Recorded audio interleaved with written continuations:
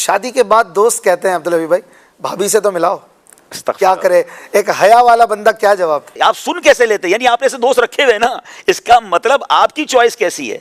तो बिल्कुल ऐसा नहीं होना चाहिए, बल्कि अपनी घर की बात अपने दोस्तों से करनी भी नहीं चाहिए। हाँ। अच्छा, इस्लामी बहनों को भी ये करना चाहिए। हमारी बहनें भी ऐसी होती है जो शादी के बाद अपनी सहेलियों से पता नहीं क्या क्या बातें कर रही होती हैं। तो घर का पर्दा, घर की हया, ये बेहयाई सिर्फ देखने से नहीं है, बेहयाई बोलने की भी बेहयाई है, गुफ्तगू की भी बेहयाई है। तो ये बातें ना करने वाली है ना मिलाने वाली है। बाकायदा ये कहा जाता है कि मुझे ऐसी वाइफ चाहिए जो मेरे साथ मेरे दोस्तों से मिल सके, हमारी पार्टीज में शिरकत कर सके। अगर वो इतनी मजहबी है तो हमें नहीं चाहिए। अब आप सोचें कि ये वो फिर वही सोसाइटी वाली बात है जो आपने, अच्छा, उनके लिए वो नॉर्मल है, उनके लिए वो सब चीज़ें नॉर्मल है। लेकिन मैं यहाँ ये ज़रूर अर्ज़ करूँगा कि अगर कुछ ऐसी इस्लामी बहनें हैं या वो वालिदैन हमें सुन रहे हैं कि अगर आपने अपनी बच्ची को पर्दा सिखाया है, हया सिखाई है, तो जल्दी मत कीजिएगा।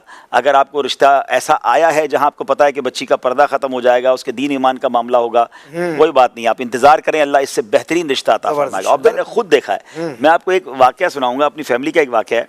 हमारे बहुत क्लोज़ रिश्तेदार थे, उनकी बच्ची वाला घर होता तो रिश्तों में वो ज़रा जल्दी कर रहे होते हैं। उनको एक रिश्ता आया अशफाक भाई, मैं इतना हैरान हुआ। अच्छा, वो उनका कोई मजहबी हुलिया भी नहीं है उस इस्लामी भाई का, बज़ाहिर कोई ऐसे जिसको मजहबी वो कहें। उन्होंने कहा कि यार रिश्ता आया फ़लाँ जगह से, मैं नाम लूँ तो नामचीन, मतलब बड़ी बड़ी फैमिली, लेकिन यार मेरा दिल नहीं मान रहा। मैं क्यों? बोले यार उनके जो अकायद है ना, मेरा उस पर इत्मीनान नहीं है। अच्छा। मेरी बच्ची और हम लोग तो इस तरह वाले नहीं, हम तो इश्क़ रसूल वाले हैं और मामला ये है। तो मैं मना करने लगा हूँ। मैंने कहा आप इसको मना करें, आप देखें अल्लाह आपको इससे बेहतरीन रिश्ता देगा। अशफाक भाई यकीन करें, उसके बाद जो रिश्ता आया ना, वो इतने खुश हैं माशाल्लाह। और मुझे इतनी अल्लाह खुशहाल ही रखे। सुभान अल्लाह।